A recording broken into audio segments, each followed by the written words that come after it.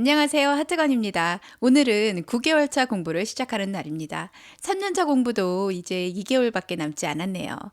9개월 차에 보게 될 콘텐츠들은 큰 틀에서 8개월 차와 비슷하고 또 제가 이제까지 설명을 여러 번 드렸기 때문에 오늘은 개별 콘텐츠에 관한 설명을 생략하고 다른 공부 이야기를 좀 해볼게요. 저는 두 아이들 엄마표 공부를 6년째 계속 해오고 있는데요. 매년 이맘때쯤이면 내년 공부 계획을 짜기 시작합니다. 여름방학은 짧고 더워서 공부를 많이 못하지만 겨울방학은 길고 외부 활동이 적어서 공부하기에는 정말 좋은 시기거든요. 그런데 방학 시작하고 나서 계획을 세우면 시간도 낭비되고 시행착오도 생기기 때문에 11월에 찬바람 불기 시작하면 엄마가 미리 겨울방학 때 할 공부도 준비를 하고 내년 1년치 공부 로드맵을 세워두는 것이 좋아요. 저는 3년차를 초등 3학년 수준으로 두고 있기 때문에 3학년을 기준으로 본다면 내년에 4학년이 됩니다. 4학년부터는 고학년이 되기 때문에 공부 부담이 커지죠. 사실 학교 교육과정 자체는 4학년이라고 해서 3학년보다 갑자기 어려워지지는 않아요. 체감상 확 어려워지는 것은 5학년 때부터고 아이들 사이에서 나는 공부를 잘한다, 못한다 이런 자각이나 비교를 하기 시작하는 것도 5학년부터 많이 보이는 것 같아요. 하지만 제가 겪어보니까 우리 눈에 그런 현상이 보이는 것이 5학년이고 그 5학년 때 보이는 결과를 만드는 것은 그 이전 학년, 즉 4학년을 얼마나 충실하게 보냈느냐에 달려있다고 생각합니다.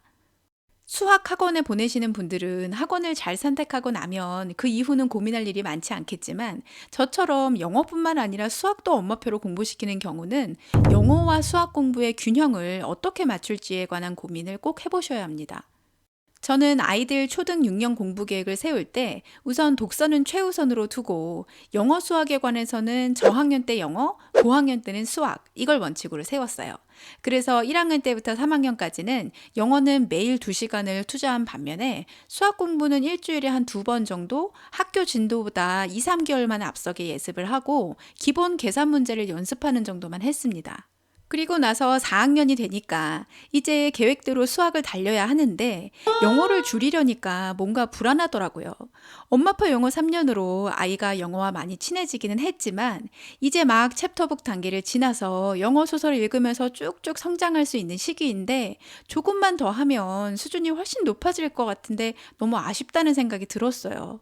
그래서 고민 끝에 4학년까지도 영어를 매일 2시간을 유지를 했습니다. 그리고 수학도 해야 하니까 주 3, 4회 정도로 시간을 늘렸고 그 결과 아이들 노는 시간이 꽤 줄어들었죠. 3학년까지는 매일 2시간씩 자유시간을 꼭 챙겨줬는데 4학년 때부터는 그 부분이 줄어들 수밖에 없었어요. 그러다 보니까 아이 입장에서는 4학년 되고 나서 공부 시간이 늘어나서 좀 힘들어 했지만 결과적으로 보면 잘했다고 생각을 합니다. 아이들 영어 실력이 4년 차에 많이 늘었거든요. 3년 차까지는 좀 잘하는 것 같기는 하네. 영어 영상도 잘 알아듣네. 이런 정도의 느낌이라면 4년 차 마치고 나서는 와, 4학년인데 이렇게 영어를 잘하다니 진짜 신기하다. 나보다 훨씬 잘하네. 이런 정도가 되더라고요. 그래서 4학년 마치고 나서 5학년부터는 마음 편하게 영어 공부 시간을 줄이고 수학 공부에 집중할 수 있었어요. 결국 제가 말씀드리고 싶은 이야기는 4학년이 되면 수학이나 다른 공부들 때문에 영어 공부 시간이 아깝게 느껴지시겠지만 조금만 더 참고 4학년까지는 영어에 상당한 시간을 투자하시는 게 좋다는 겁니다. 그러면서도 수학 공부도 많이 해야 하기 때문에 4학년에는 낭비할 시간이 없어요.